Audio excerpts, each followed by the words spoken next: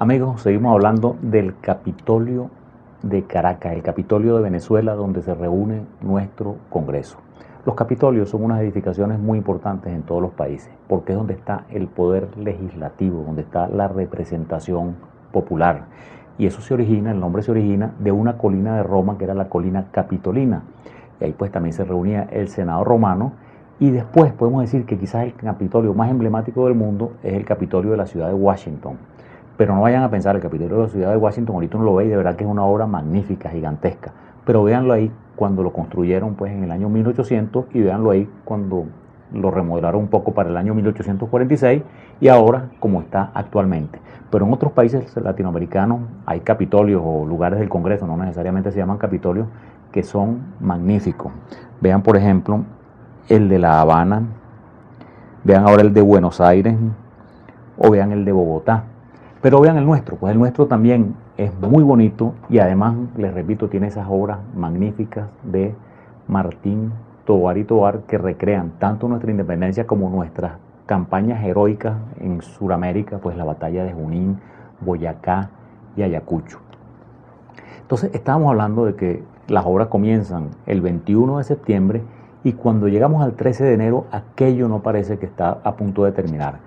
Entonces el inspector de la obra, este hermano de Aristide Rojas, José María Rojas, le da una arenga a los obreros que se la voy a leer porque tiene una cursilería enorme y ustedes pueden ver el espíritu de la época de Jaladera de Mecates.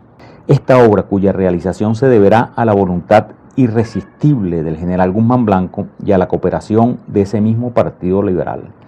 Pero después cuando se dirige a los obreros, les dice: así como Napoleón el Grande, al librar una de sus gloriosas batallas, le dijo a sus soldados: desde lo alto de estas pirámides 40 siglos de historia os contemplan, permitidme que os diga, ahora, operarios del Capitolio, al pie de estas murallas la ciudad entera os contempla, para darlos una silba horrorosa, si no acabáis esta obra en febrero.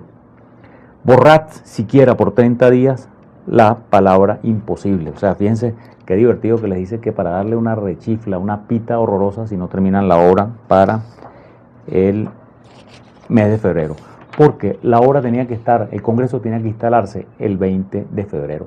El 25 de enero hay un hecho curioso, pues que Guzmán está visitando la fábrica, pues está visitando la obra y ve un humito que está saliendo por ahí. Y él dice: oye, ¿qué es eso? Eso como que es un incendio. Y dice: no, eso es en Padre Sierra, en la esquina de Padre Sierra, que hay una fundición que echa humo.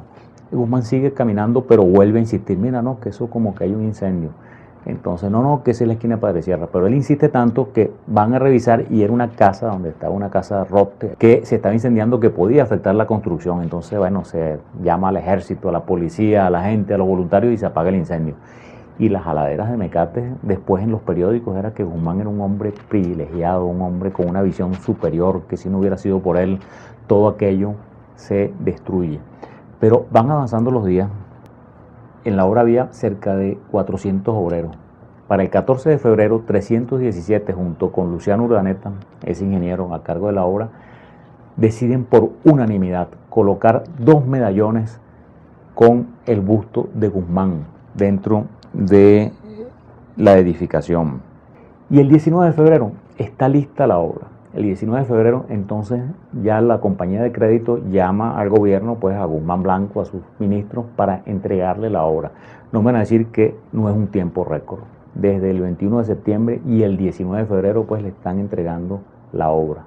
Entonces se hace una ceremonia a la cual asiste Guzmán Blanco, se dan discursos, uno de los discursos es de Juan Ruel, que habla pues de que eso se debe a Guzmán Blanco, pues que es una inteligencia privilegiada, que fue el motor de esa obra.